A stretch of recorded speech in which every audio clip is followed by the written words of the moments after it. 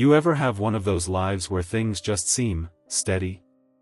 Not exciting, not dull either, just the kind of life where you know what's coming next. That was me, for the longest time. I work maintenance at the local school district, fix pipes, keep boilers humming, patch up broken windows. Nothing fancy, but it pays the bills and lets me sleep at night. My wife, Marla, now she's something else. She's a psychologist. Not the kind you see on TV with the leather couches and dramatic breakthroughs, though she has the couch. She works with people struggling, grief, trauma, anxiety, marital issues. You name it, she listens. She's calm, composed, a great listener. Folks trust her. Hell, I trust her. Or at least, I used to. We live in a 2-bedroom home in a quiet neighborhood. The kind of place where you wave at your neighbors, mow your lawn on Saturdays, and know everyone's dog's name. Our house isn't huge, but it's got a nice little garden in the back and a garage that's more clutter than car space. The washing machine's in the first-floor bathroom. Old model. Loud as hell. Every time it spins, it sounds like a freight train smashing through the walls. But it still works, and that's enough for me. Marla worked from home most days. She'd converted the spare room into a home office, soundproofed and all. She saw clients virtually and occasionally in person, depending on their needs. I never minded. Honestly, I was proud. She was helping people get through stuff. I'd come home from patching plumbing and see her sipping tea, typing notes on her laptop, hair pulled back, glasses sliding down her nose, so damn smart. It started about 6 months ago. She told me she had a new client, a single dad, 30-something, name was Eric. Lost his wife to cancer a couple years back, raising a little girl alone. He's kind, she said. But really bottled up. Like he's holding his breath through life. I nodded like I always did when she talked about her clients. I never asked for details, confidentiality and all. But I trusted her to know what she was doing. Eric came by the house a few times. She told me it was because he didn't have internet good enough for virtual sessions and needed privacy away from his daughter. I didn't think much of it. I was gone most days until 4 anyway. Sometimes 5. The first time a neighbor mentioned the washing machine, I laughed. Hey, your washer giving birth or something? Mr. Klein from next door had joked over the fence while we were both out raking leaves. It's an old beast, I said. Shakes the whole damn house when it's on spin cycle. Yeah, I could hear it banging the wall the other day. Just figured I'd let you know. Thought a spaceship was taking off. I told Marla about it. She smiled and said she'd try not to do laundry during sessions. I didn't even think about it twice. I mean, who suspects the woman who helps broken people for a living? But then, 2 weeks later, the neighbor lady from across the street, Mrs. Holly, called me while I was at work. Sorry to bother you, she said hesitantly. It's just. I heard the banging again today. The washing machine, I guess. But there was, something else. I raised an eyebrow, trying to balance my phone on my shoulder while tightening a pipe under a drinking fountain. Something else? Well, I mean, I don't mean to meddle. But it sounded like, moaning. You know. A woman's voice. Really loud. I froze under that sink. The wrench slipped in my hand. You're saying you heard? Marla? I asked slowly, trying to keep my voice from shaking. I don't want to make assumptions, she said quickly. It's just, it was strange. Thought you should know. I finished the job. My hands shook a little. But I kept telling myself, it's probably nothing. Maybe it was an audio tape. Maybe she was doing something experimental with a patient. Or it was stress. Maybe I was paranoid. That night, I watched her a little longer while she made dinner. She hummed like she always did, barefoot, chopping onions like it was just another Tuesday. I looked at her hand, the one with the wedding band. It hadn't moved. She still wore it. Still, I started coming home a little earlier. Unannounced. Not every day. Just enough to ease the thumping in my chest. Each time I came in, everything seemed normal. Her office door closed. Her voice soft. Then came the third call. This time, it was Klein again. "You might want to check your place," he said. There was more banging again, and this time it was middle of the day. A lot of it. Then moaning. Loud. I ain't trying to be nosy, but something's going on. I dropped my tools right then. Told my boss I had an emergency. I broke every speed limit on the way home. As I pulled into the driveway, I could hear it before I even got to the door, the rhythmic bang, bang, bang of the washing machine. And then, clear as day, a woman moaning. I didn't knock. I didn't wait. I pushed through the front door, hard in my throat, and stormed down the hallway. The bathroom door was slightly ajar. And there they were. My wife, my Marla, arched backward, legs wrapped around Eric, her head thrown back in a way I'd never seen before. Right on top of the washing machine. I didn't think. I just acted. There was a meat grinder on the counter nearby. I'd been fixing the sink drain 2 days before and left it there to clean. I grabbed it and swung it. Hit Eric square in the shoulder. He yelped like a kicked dog and stumbled back, pants around his ankles, crashing into the tub. Marla screamed. Eric scrambled, grabbing his clothes, blood running down his arm. I didn't chase him. I just stood there, the meat grinder shaking in my hand, watching him vanish out the back door like a rat with its tail on fire. Then I looked at her. At Marla. She sobbed. She dropped to her knees and tried to speak, but nothing came out but tears. I dropped the grinder on the floor. "I trusted you," I whispered. But that wasn't the end. I sat on the back porch that night for hours, chain-smoking Marlboros even though I'd quit 3 years ago. My hands still smelled like grease from work. The meat grinder sat on the kitchen counter, blood dried into its blades. I hadn't cleaned it.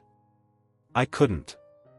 Marla was in the bedroom, crying off and on, wrapped in a blanket, knees tucked to her chest like she was trying to fold herself out of existence. I hadn't spoken to her since Eric ran off bleeding and half-naked through our backyard. The man had the gall to come into my house, take his pants off, and make love to my wife on top of the same appliance I used to wash her clothes. I didn't sleep. Just stared into the yard, thinking about the past 12 years of marriage. The quiet mornings. The laughter in the kitchen. Her tired smile when she'd come home from helping someone put their broken mind back together. I used to be proud of that. That she made people whole. By sunrise, the anger had drained from me like a popped tire. All that was left was silence. She came to me just after 7, barefoot, eyes red and swollen. She sat down slowly on the edge of the porch, her hands tucked in her lap like a scolded child. We sat there in the gray morning together, watching the mist hang low over the grass. "I'm sorry," she whispered. I didn't say anything. I didn't mean for it to happen. He was just broken. And I thought I could fix him. But something shifted. He started saying things I needed to hear. Things you used to say. I turned to her then. "I still say those things, Marla. You just stopped hearing them." Her chin quivered. "I know. And I know it doesn't change what I did. I'm not asking for you to forget it." I looked down at her wedding ring. It was still there. "You let him in our house," I said, voice tight. "Into our bathroom. You moaned for him like I was dead." She burst into tears, head falling into her hands. "I hate myself for it. I thought I was helping him. And then I wasn't. I was helping me." It got out of hand. The silence stretched long. I stood up and flicked the cigarette into the yard. "I should leave you," I said quietly. "You know that, right?" She nodded through tears. "I'd understand." I went inside. Washed my hands. Stared at the blood-stained grinder for a long time. I didn't call the cops. Didn't report Eric for trespassing. I just waited. 2 days later, I got a letter in the mail with no return address. Inside was a note scribbled in messy handwriting. "I'm sorry. Please don't ruin my life. I didn't know she was still in love with you. I crumpled it. Threw it in the trash. But revenge has a strange way of blooming slow. You don't always feel it right away. It starts like a splinter, tiny, nagging, and grows deeper each time you look at the person who hurt you and pretend you're okay." I forgave Marla, at least outwardly. I told her I wanted to work through it. That I'd try. And I meant it, for the most part. I didn't stop loving her. I just stopped trusting her. As for Eric, I figured he'd disappear.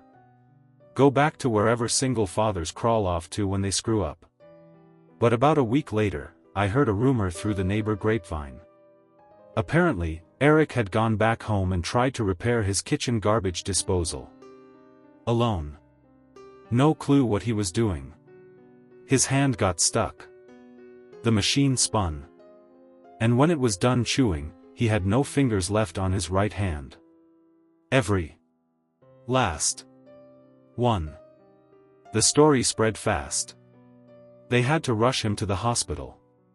But the damage was done. Now, maybe it was just dumb luck. Maybe he really was that stupid.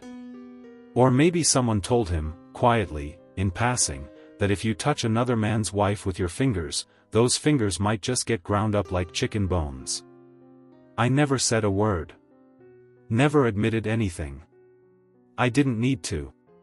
Karma had a hell of a right hook. That night, I sat across from Marla at the dinner table. She made spaghetti. Her eyes kept drifting to my hands, the same ones that had held the meat grinder, the same ones that hadn't hit her, even though she probably expected it. I twirled the spaghetti with a fork, chewed slowly, then looked her dead in the eye. "He won't be touching anyone's wife again," I said. She froze. Swallowed hard. "You mean?" "I mean what I said. He won't be touching anyone with those hands ever again." She looked at me, wide-eyed. Not scared. Just aware. A new awareness. That maybe I wasn't as ordinary as I looked. We ate in silence. But from that night on, every time she touched me, she did so a little more carefully. A little more reverently. Like she knew what it cost for me to stay. It took a few weeks before things started to feel normal again. At least, that's what I told myself. Marla went back to work, pretending nothing had ever happened. She told me she stopped seeing clients privately from home. Said it was for professional boundaries. I knew better. She was terrified I'd hear the washing machine again. Or worse, open the bathroom door without knocking. I never mentioned Eric again. I didn't have to. One Saturday afternoon, I caught Marla staring at the bathroom door. Just staring. The light was off. The house was silent except for the slow hum of the fridge. I stepped behind her, cleared my throat gently. "You gonna burn a hole in the door staring like that?" She jumped, let out a breath. "No. I was just thinking about repainting the trim." "Right," I said. "Sure." She turned toward me, eyes flicking across my face. "You really forgive me?" I hesitated. Looked past her to the closed door. My mind flashed to Eric's back bleeding as he ran through our lawn. To the meat grinder. The blood in the sink. The moans. "I'm trying," I finally said. "That's all I can do." She nodded, lips tight, and walked off. But I noticed she didn't walk into the bathroom. Not even close. The next Monday evening, I was sitting in the driveway under the hood of the truck, tightening a bolt that didn't want to budge, when my neighbor Clint strolled over. He leaned on the fence, sipping a beer, his gut stretching the front of his Grill Master t-shirt. "You hear about that Eric fella?" he asked, like he was just talking about the weather. I wiped my hands on a rag. "Nope." "What now?" "Word is, he's been telling folks someone did that to him. Not an accident. Said he was attacked." I raised an eyebrow. "You believe him?" Clint shrugged. "He's been actin' strange. Real twitchy. Won't leave his house unless it's night. Had to hire a sitter for his kid because he can't use a pen, much less cook." I gave a dry laugh. "Man like that shouldn't be around kids anyway." Clint looked at me for a long moment. "You ever worry he'll try to come back? For your wife?" I tightened the bolt, hard. Metal clinked, sharp and final. "No," I said, voice low. "I think he learned his lesson." That night, I lay in bed next to Marla. She reached for me under the covers, soft fingers brushing my chest. I stiffened at first, part of me still unsure how to accept her touch again, but then I let her in. Her kisses were slower now, more careful, like someone afraid of breaking glass. Afterward, we lay there, her head on my chest, listening to the stillness of the house. No washing machine. No moaning. "Do you think I'm a monster?" she whispered. I ran my hand through her hair, sighed. "No," I said. "You're human. Humans mess up. But you crossed a line that can't be uncrossed. And every time I look at you, I see that line." She didn't reply. Just curled up tighter beside me, as if hoping I'd forget. The strange thing is, after all that, something in me started to change too. I found myself less patient with people. I stopped waving at the neighbors as much. I quit Facebook. I started noticing other men's eyes on my wife, even at the grocery store, and I'd stare back until they looked away. One time, at the Home Depot, a guy in slacks brushed too close to Marla in the paint aisle. I took a single step forward, not even saying a word, and he turned around and walked off. Fast. There was a new weight in my silence. I could feel it. So could everyone else. About a month after everything happened, I walked into the garage and found Marla there, standing over the old meat grinder on the shelf. She had gloves on and a rag in her hand, slowly wiping it down like it was a sacred object. I leaned in the doorway, arms crossed. "What are you doing?" She jumped again, dropping the rag. "I was just cleaning it." I walked over, gently took it from her hands, and set it back on the shelf. "Leave it," I said. She nodded and stepped back. "I can't stop thinking about it," she said, eyes glistening. "What you did. What he did. What I did. It plays in my head, over and over." I placed a hand on her shoulder. "Then let it play. Maybe if it plays long enough, it'll teach you something." She looked up at me then. "Do you think he'll ever come back?" I paused. "I don't think he can even button his own shirt. He won't come back. And if he does," I smiled, slow and cold, "I've got more than a meat grinder this time." She shivered, not from fear, but from knowing I meant it. A few nights later, I got another letter. No return address again. Just one line this time. "You win. I'm leaving town. I hope you never have to feel what I feel." I burned it in the sink. Some mistakes are paid in fingers. Some in silence. And some in the way your wife looks at you after she's been forgiven but never truly free. They say time heals everything. What they don't say is how it leaves scars that itch when the weather changes, or when a certain sound stirs the wrong kind of memory. It had been 3 months since that night in the bathroom. Since the meat grinder. Since I saw my wife like that, hair wild, legs wrapped around a man who wasn't me, on top of our damn whirlpool. 3 months of pretending. 3 months of no laundry sounds during the day. So when I came home early from work one Tuesday, and I heard the washing machine again. Not the usual rhythmic sloshing. No, this was the sharp, aggressive bang bang bang I knew too well. Like something, or someone, was off balance. I froze at the front door, keys still in hand, every part of me remembering. For a moment, I couldn't breathe. Then came silence. I dropped my toolbox on the rug and made my way down the hallway, every step slow and deliberate.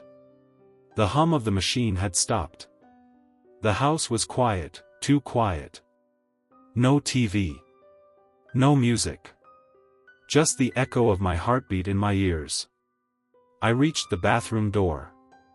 It was closed. I knocked. Marla? No answer. I pushed the door open slowly. The light was off. The washing machine sat idle, the lid shut. No Eric. No sweat. No betrayal. Just a pile of folded towels on the counter and the faint smell of detergent. I exhaled and chuckled under my breath, feeling a bit stupid. Jumping at ghosts. That's when I saw it. A man's hoodie hanging on the hook behind the door. Not mine. Not any I'd seen before. Gray with red sleeves. Still warm like someone had just taken it off. My hands curled into fists. That night, I didn't say anything to Marla. I just watched her. She served dinner like normal. Talked about a difficult patient. Something about a teenage girl who couldn't forgive her mother. I nodded along, but I wasn't really listening. I was watching her fingers. No wedding ring. She'd stopped wearing it after the incident. Said it felt wrong. I wanted to ask about the hoodie. I wanted to scream. I wanted to grab her shoulders and make her tell me the truth. But I didn't. I just waited. The next morning, I left for work at 7 a.m. like I always did, but I didn't go far. I parked 2 blocks over and walked back. Waited behind the fence across the street. Had a thermos of black coffee and my old binoculars from my hunting days. At 9:30, a car pulled up. A beat-up Nissan with a missing hubcap. Out stepped a man. Not Eric. Taller. Bald. Older. A little limp in his left leg. He walked up to our porch like he belonged there. No hesitation. Knocked once, then let himself in. That was all I needed. That evening, I came home on time. Marla was in the kitchen. I walked up behind her and said, "You have another patient today?" She turned around, smile too tight. No. Not today." I nodded slowly. "Strange. I saw someone let themselves in around 10. She froze, spatula in hand. "Who was he?" Marla dropped her gaze to the floor. "His name's David. He's not a patient. He's just a friend." "Friend," I echoed. "You meet a lot of friends through therapy?" "It's not like that," she said quickly. "He's going through a divorce." I was helping. Just talking. Talking in private, in our home? While lying to me? She said nothing. Just turned off the stove. I grabbed my coat. "Where are you going?" she asked. "To pay David a visit. I didn't bring the meat grinder this time. Didn't need it. I had something better, fear. I found David's place easily enough. Followed him 2 nights later when he left Marla's office. Yeah, she was still seeing him, professionally, even after all that talk about boundaries. He lived in a dusty apartment behind the strip mall near the freeway. I waited until he got home. Gave it 10 minutes. Then knocked. He answered in boxers and a t-shirt, one eye already bruising from lack of sleep. "You David?" I asked. He hesitated. "Yeah. You know Marla Hayes?" His jaw tensed. "Look, man. I don't need your explanation. I just want you to hear something." I leaned in, slow and calm. "You ever step into my house again, I will ruin your life. Not with a grinder. With silence. With little whispers to your ex-wife's lawyer. With a picture here, a call there. You'll be lucky to keep visitation rights, let alone dignity." He looked pale. I didn't blink. "You understand?" He nodded, too fast. "Yes. Yes, I got it." "Good." I turned and walked back to my truck. I didn't look back. That night, Marla didn't ask questions. She seemed different. Smaller somehow. And for the first time in weeks, I felt bigger. Not because I hurt anyone. But because I protected what was mine. Even if part of me wondered if it was still worth protecting. Things didn't go back to normal after I paid David that visit. In fact, normal packed its bags and ran off the night I first found Marla tangled up with Eric on top of the washing machine. Ever since, we'd just been pretending, like actors in a low-budget drama, mouthing lines we didn't believe anymore. But I was still there. And so was she. What else was I supposed to do? Marla tried to make things right. I'll give her that. She cleaned more, cooked more, even started leaving me little notes like she used to when we first got married. I'd find one in my lunchbox.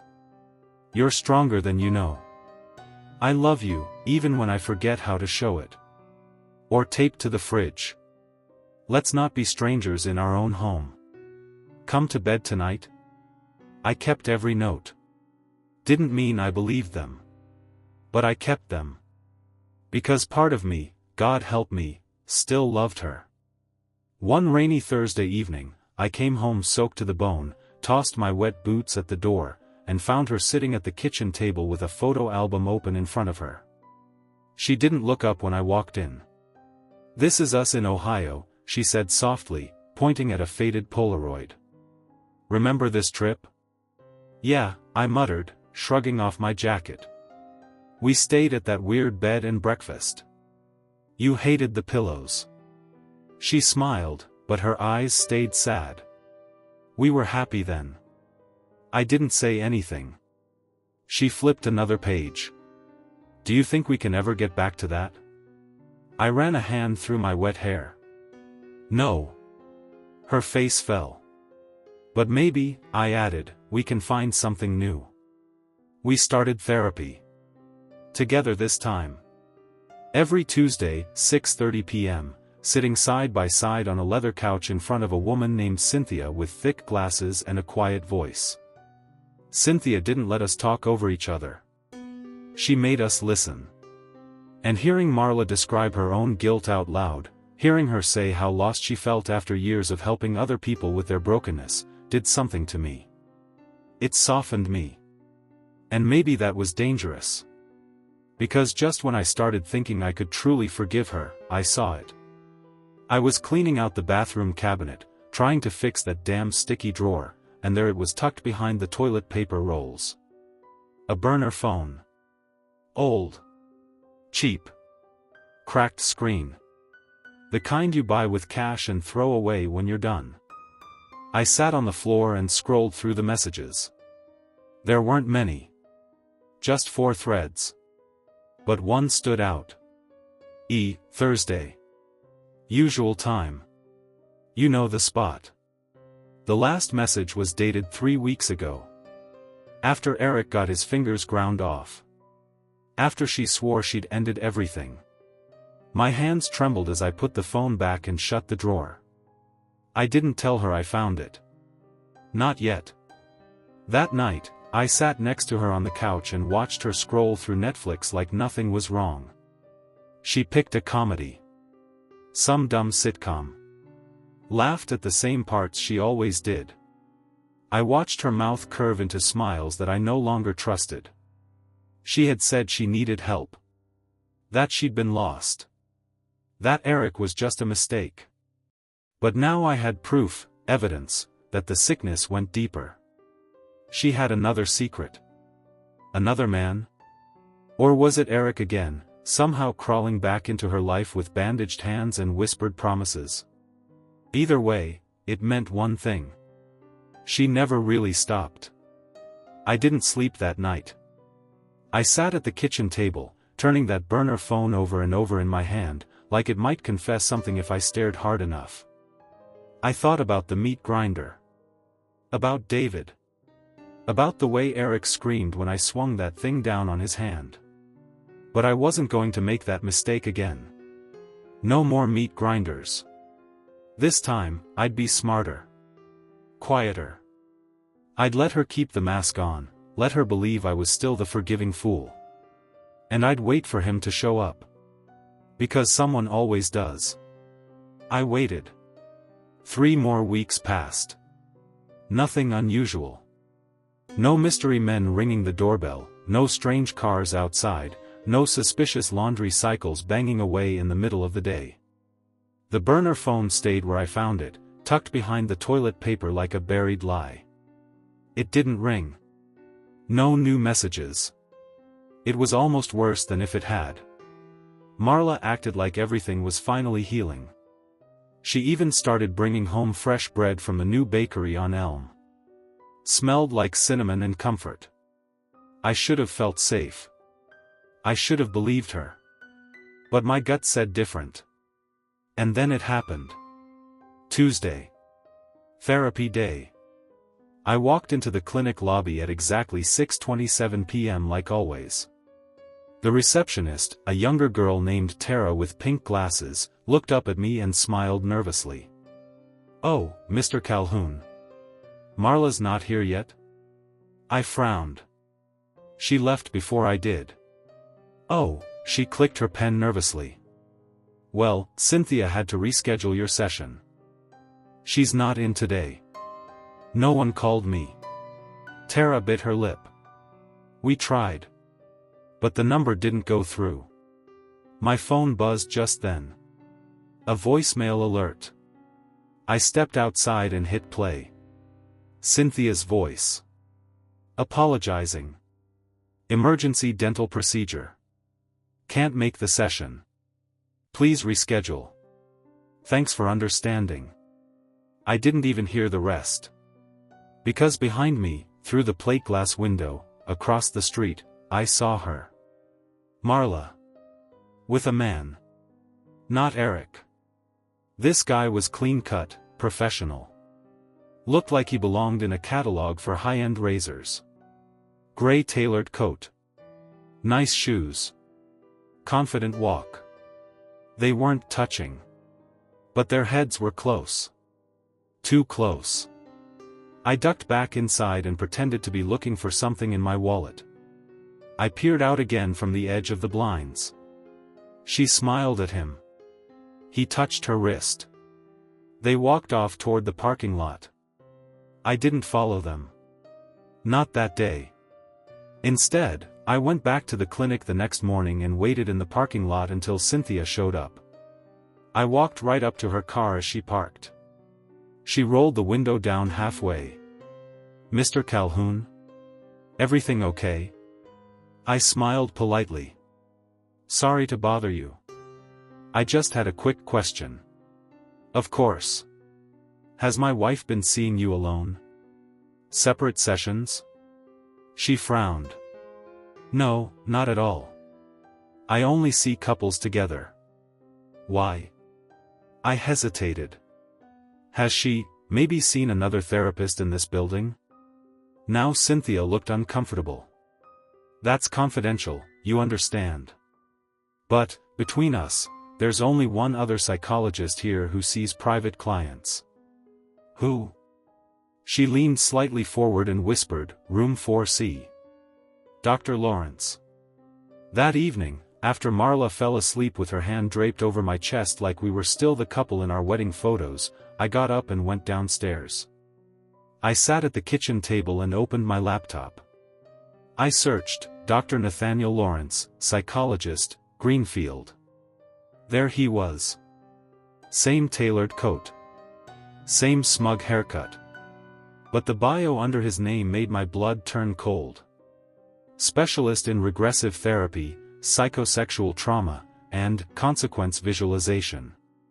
And then I read a client review that chilled me to the bone. Dr. Lawrence changed my life.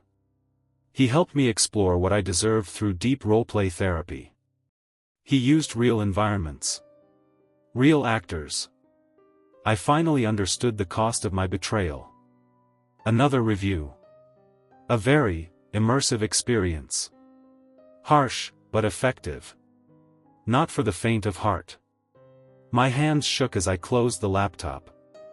The next morning, I asked Marla casually, "So, who were you talking to after therapy yesterday?" She blinked. "Oh. I ran into a colleague. Just work stuff." I nodded slowly. "His name wasn't Lawrence, by chance?" Her face froze. Just for a second. That was all I needed.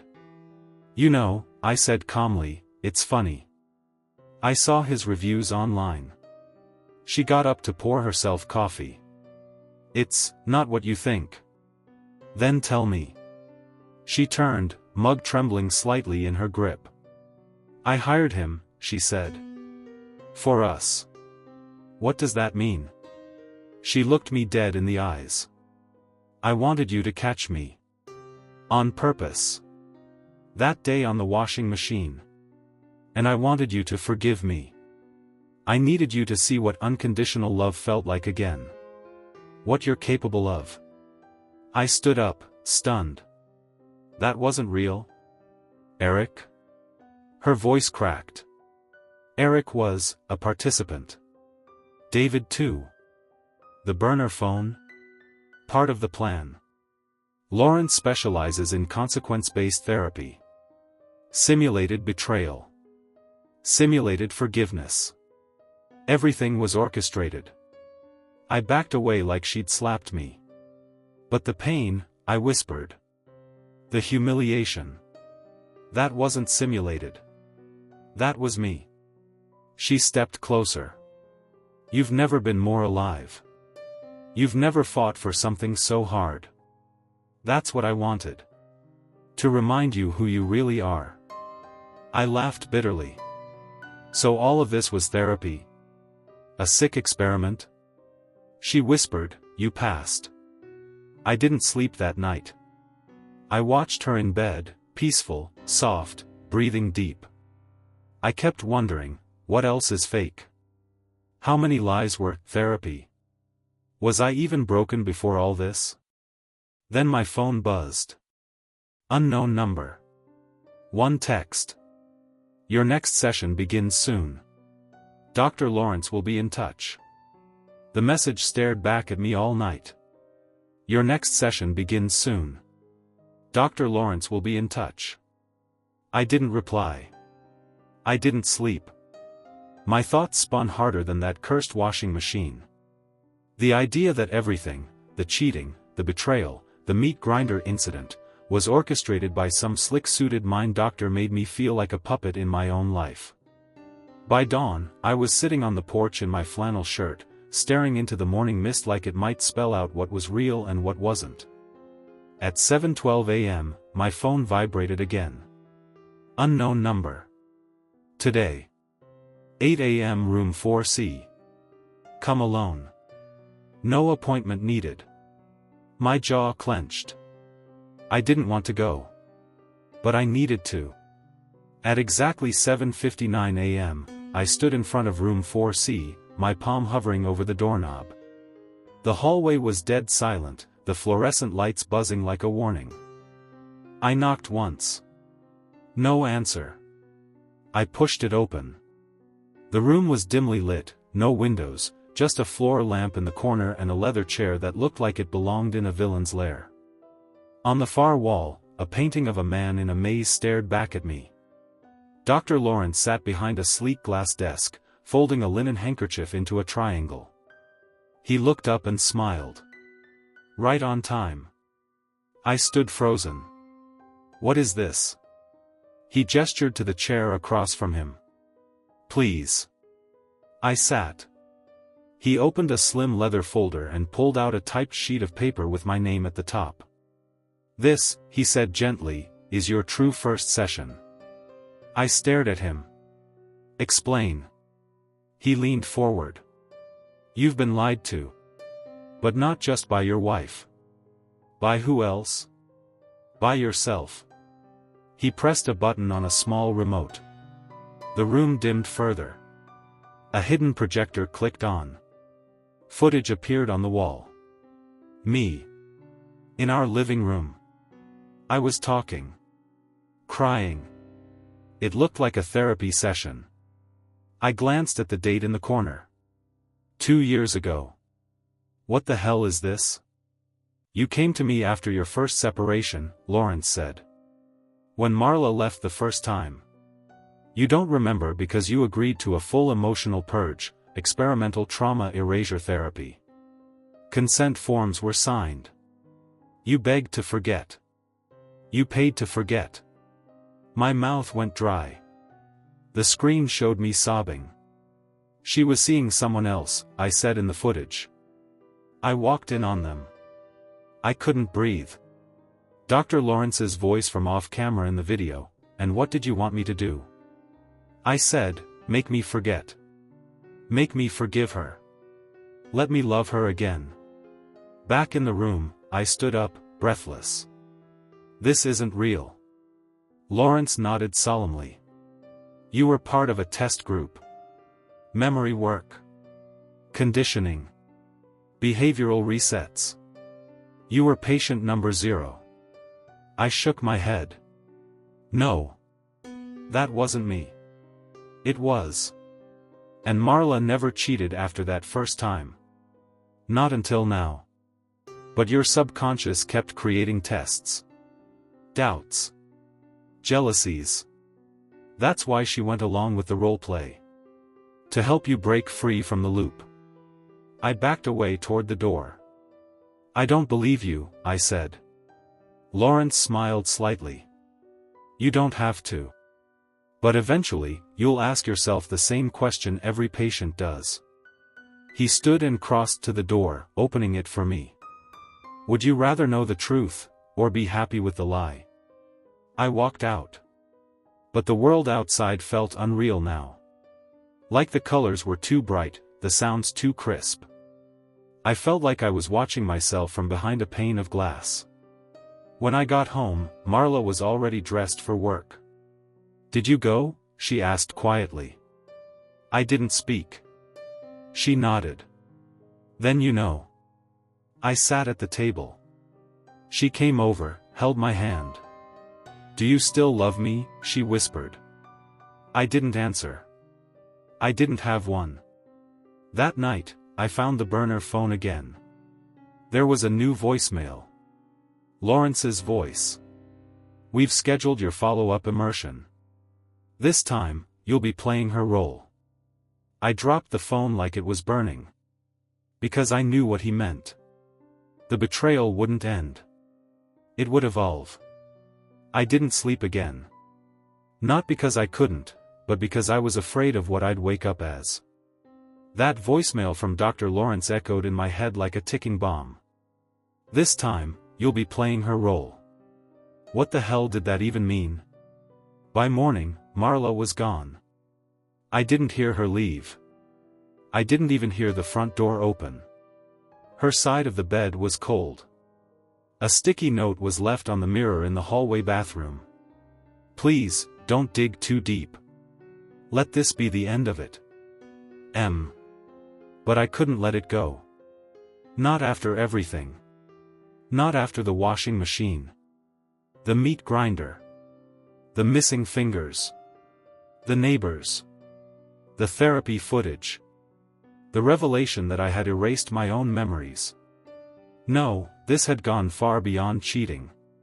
Far beyond forgiveness.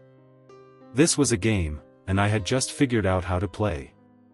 That evening, I drove to the office building where Dr. Lawrence had his practice. But I didn't go in. Instead, I waited in my car. At 8:47 p.m., the lights on the third floor turned off.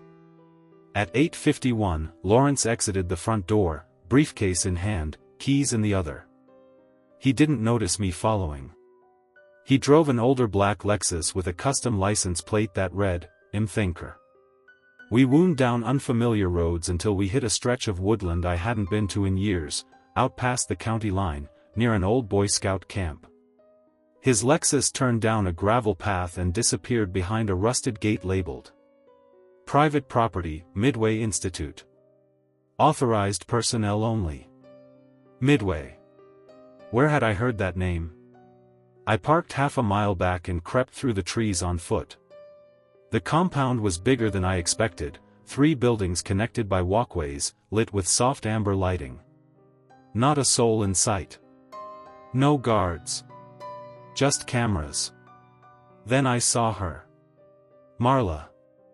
In a white coat. Standing by a small glass chamber with another man inside, strapped to a chair. Electrodes on his temples. I gasped. It was the single dad. Fingerless. Gaunt. Hollow-eyed.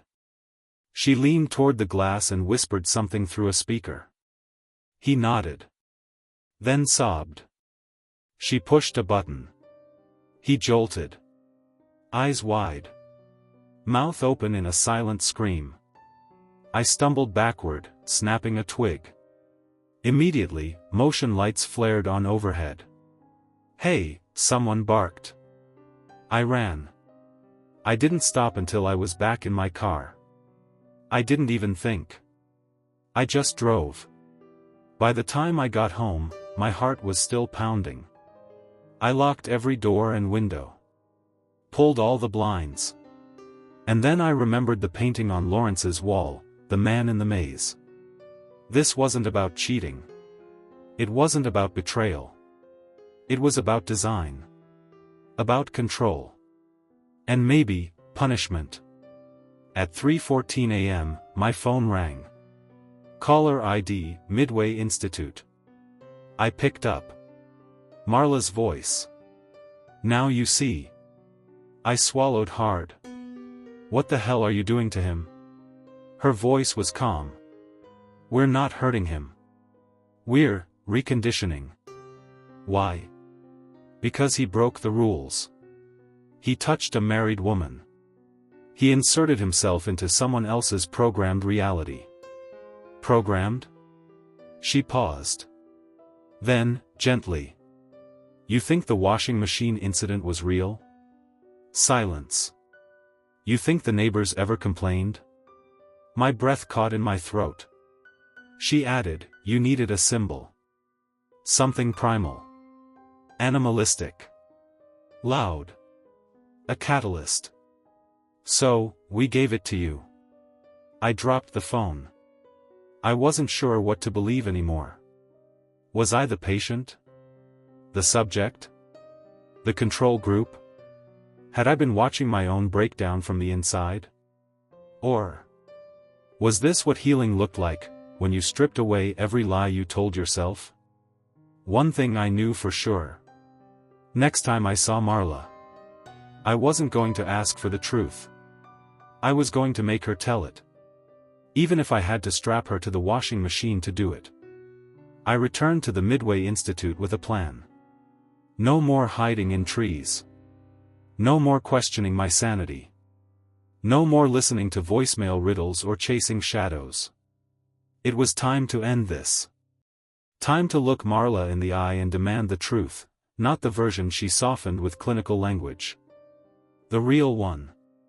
I parked outside the gate, climbed over the fence, and made my way across the grounds in a dark hoodie. I knew the cameras would catch me, but I didn't care. Let them see. Let them know I was done playing the patient. I slipped through an unlocked maintenance door and moved down the sterile halls until I reached the observation wing.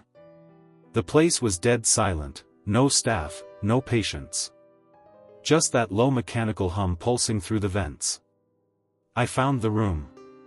The one with the chair. And the man strapped to it. Except now, it wasn't the single dad. It was me. I froze. Couldn't move. Couldn't blink. The man strapped to the chair was me, down to the stubble on my chin and the scar on my left knuckle from a childhood bike crash. He was unconscious, his face twitching as if stuck in a dream. I backed up, shaking. What the hell is this? Closure, a voice said behind me. I turned. Marla stood there in her white coat, clipboard in hand, calm as a snowflake. You never left, she said. Not really. I don't. She tapped a key code on the wall. A screen lit up, showing a long hallway. A door marked Therapy Pod 7. Another camera feed showed a room, a modest replica of our kitchen. And in it, was me, again. Sitting at the table. Drinking coffee. Laughing with Marla. Marla in yoga pants, not a lab coat. Every time you woke up, she said, you just entered another layer of the simulation. Another therapy sequence. My mouth was dry. Then which version of me is real? She looked at the screen, then back at me. None of them. That's the point. I stepped back. You said this was about healing. It was. And it worked. Until you relapsed. Relapsed? She nodded. The betrayal. The rage. The revenge fantasies. The meat grinder. That was your subconscious regaining control. It broke protocol. I was spiraling. So, he never existed? She walked closer. Who? The single dad? I nodded. Marla smiled. He's not a person. He's a projection of every insecurity you've ever had. Tall, charming, broken just enough to be lovable. Everything you feared I wanted. I sat down hard on the floor. My head throbbed. You designed him? I whispered. No, she said. You did. We just gave you the interface to play it out. I looked at her through blurred eyes. Why? Her voice softened. To save your marriage. She knelt beside me, placed a hand on my shoulder. We built this reality for you. Over and over again. You forgave me. You hurt him. You found peace. Then you started remembering. She tapped my temple. You built your own cracks. I looked back at the screen. At all the other me's. Drinking coffee. Crying. Screaming. Making love to Marla. Leaving her. Coming back. Laughing like nothing ever happened. Which one of those is the real ending? I asked. Marla stood and typed something on the keypad. A green light blinked on. She turned to me. That's up to you, she said. But we need to shut it down now. Shut what down? This loop. Your story. You've made your point. You've suffered enough. I stared at the other me in the chair. The screen blinked once, then blacked out. Wait, what if I don't want to wake up? I asked, panicked. She smiled kindly. You already have. I gasped. Sat up. Fluorescent lights above me. Cold table beneath. A sterile room with padded walls. A voice echoed through a speaker overhead. Welcome back. Your delusion scenario has been completed. Please remain seated while the sedative wears off. I turned to my left. A two-way mirror. My reflection stared back, wild-eyed, hospital gown, wrists red from restraints. And behind the mirror. Marla. Wearing street clothes. Talking to a doctor I didn't recognize. She wasn't crying. She wasn't surprised. She was laughing. The doctor patted her shoulder. I couldn't hear what they said. But I read his lips clear as day. He really thought he forgave you? She nodded. Then walked away.